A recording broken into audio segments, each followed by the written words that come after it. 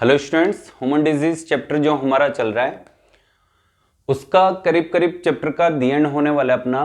और मेरे हिसाब से जो रेगुलरिटी अपन ने रखी है स्टेप बाय स्टेप वो आप उसे फॉलो कर रहे होंगे।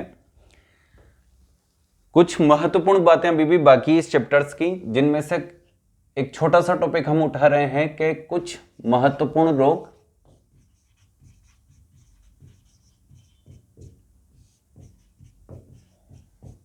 तथा उनसे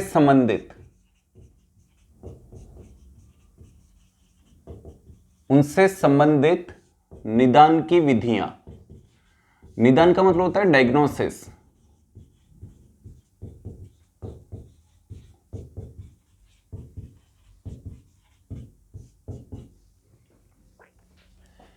मैं इसको थोड़ा सा क्लियर कर देता हूं। जैसे कि हम डॉक्टर के पास गए, हमने कहा कि डॉक्टर साहब मुझे मलेरिया रोग हो गया, लेकिन ये तो हमारा वक्तव्य है। डॉक्टर पहले इसे आइडेंटिफाई करेगा। मलेरिया वो तब आइडेंटिफाई करेगा जब वो ब्लड टेस्ट करवाएगा। और हम उस डॉक्टर के लिए ऐसा कह देते हैं कि बस जरा सा बुखार तो उसमें 750 रुपए की जांचें करवा दी। वो इसलिए करवाई जाती है कि आपको लगता है कि मलेरिया है, लेकिन मलेरिया यानी बुखार का आना कई बीमारियों का एक कैरेक्टर है। मलेरिया में बुखार आता, टाइफाइड में बुखार आता, हैजा में बुखार आता, टीबी में बुखार आता, ऐसे बहुत सारे डिजीज है जिनमें बुखार आता है। लेकिन हम हर बुखार को मलेरिया कहें ये जरूरी नहीं है। तो डॉक्टर के पास गए, हमने कहा डॉक्टर साहब मुझे मलेरिया हो गया, लेकिन डॉक्टर को तो पता है मलेरिया के अलावा कई बीमारियां हो सकती है जिनमें बुखार आता है। तो उन्होंने हमें एक सलाह दी कि आप ब्लड टेस्ट करवा के आइए। ठीक है, हमने करवा लिया ब्लड टेस्ट। ब्लड टेस्ट में रिपोर्ट आई कि ब्लड में प्लाज्मोडियम मौजूद है।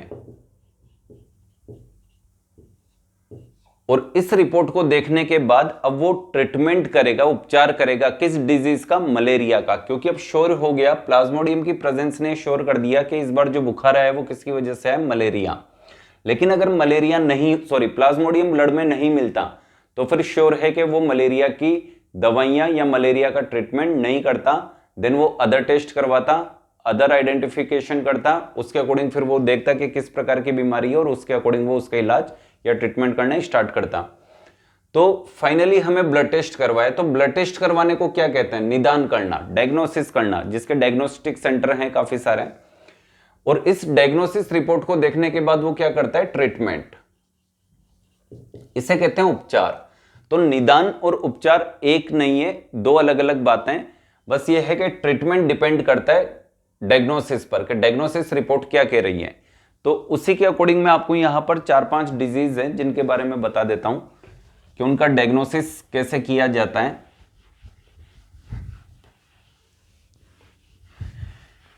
इसके लिए भी हम एक टेबल बना लेते हैं। सबसे पहले सीरियल नंबर, क्रम संख्या।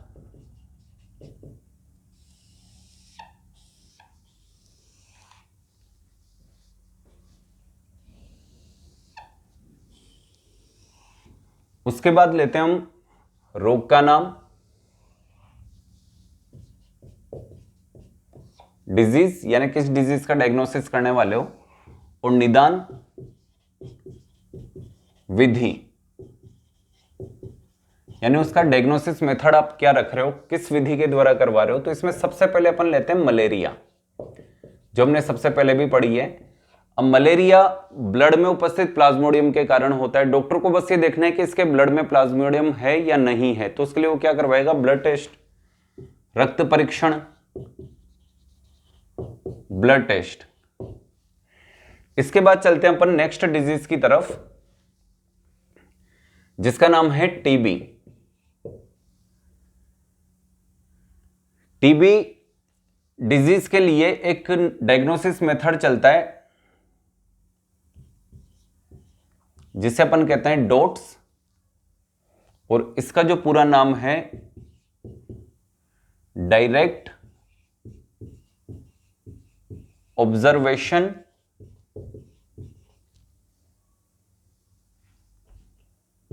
ट्रीटमेंट।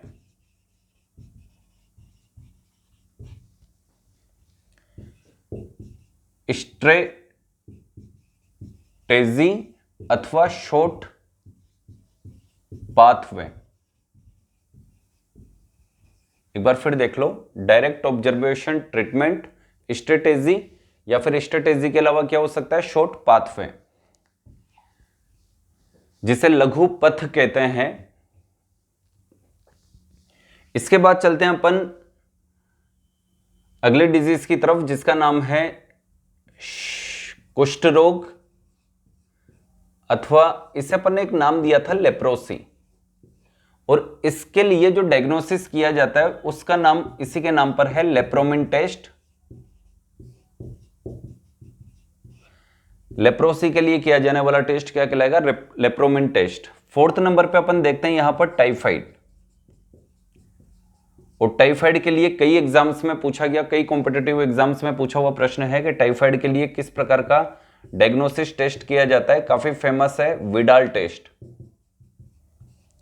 इसी क्रम में नेक्स्ट डिजीज की तरफ चल रहे हैं अपन। नेक्स्ट है 5 नंबर पे देखते हैं अपन फ्लू, जिसे इन्फ्लुएंजा भी कहते हैं। इसके लिए एक टेमी पद्धति होती है, टेमी मेथड, टेमी पद्धति, उसका उपयोग किया जाता है। इन 5 को आप नोट करें। इसके बाद एक और लेते हैं अपन एड्स, और एड्स के लिए जिस विधि का उपयोग किया जाता है उसका नाम है एलिसा।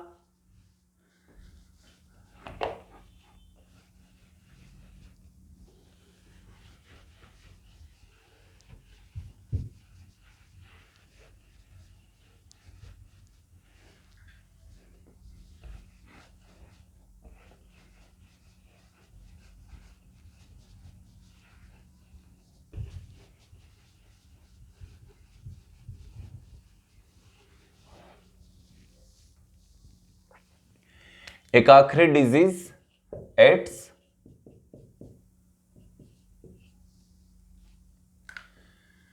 इसका पूरा नाम वैसे हम लिख चुके हैं, एक बार फिर लिखा देता हूं, acquired immuno deficiency syndrome, acquired immuno deficiency syndrome. और इसका जो वायरस था उसका नाम था ह्यूमन इम्यूनो डेफिशिएंसी वायरस। लेकिन इसका डायग्नोसिस किस प्रकार से किया जाता है, तो इसका डायग्नोसिस करने के लिए एक पद्धति का उपयोग किया जाता है जिसका नाम है एलिसा। इसका फुल फॉर्म भी कई बार पूछा जाता है, एंजाइम लिंक्ड इम्यूनो सोर्बेंट असेस।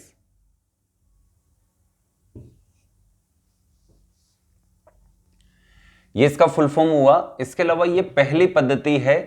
एक और पद्धति अपन लिख लेते हैं जिसका नाम है पीसीआर,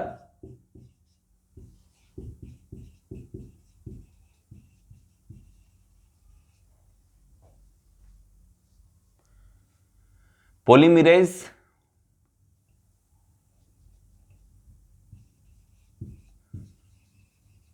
चेन रिएक्शन, ये इसका पूरा नाम है। और नेक्स्ट है अपने पास वेस्टर्न ब्लॉटिंग टेस्ट।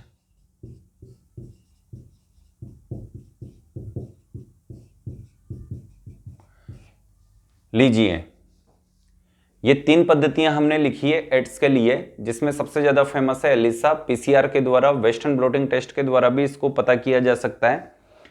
इसके बाद अपन देखते हैं कि जितनी भी डिजीज है उनका जब इलाज किया जाता है, यानी तो डायग्नोसिस हुआ, लेकिन डायग्नोसिस के बाद जब उनका ट्रीटमेंट किया जाता है इन रिपोर्ट्स को देखकर, तो ट्रीटमेंट में कौन कौन सी वैक्सीन लिखी जाती है, कौन कौन सी मेडिसिन लिखी जाती है, ये सब हम देखेंगे हमारी नेक्स्ट क्लास में। इसे आप नोट कीजिए और इनको स्टेप बाय स्टेप याद करते रहिए। बहुत अच्छा लगता है, स्टूडेंट्स के मैसेज आते हैं कि सर बहुत अच्छा लग रहा है, आप वीडियोस बना रहे हैं, हमारे लिए इतना कुछ कर रहे हैं, खुशी मिलती है। तो जितने भी आप लोगों के कांटेक्ट में स्टूडेंट्स हैं जो REET first level, second level, REET pre mains, इसके अलावा first grade, second grade biology और एसआई और जितने भी आरएस एग्जाम्स वगैरह होते हैं, उनके लिए जितनी भी जनरल साइंस आती है आप सभी स्टूडेंट्स को ये शेयर कर सकते हो। और सब्सक्राइब के लिए भी कहें, आप भी सब्सक्राइब कर रहे हैं और सभी स्टूडेंट्स को जो भी आपके मिलने वाले हैं उनको सब्सक्राइब करवाएं।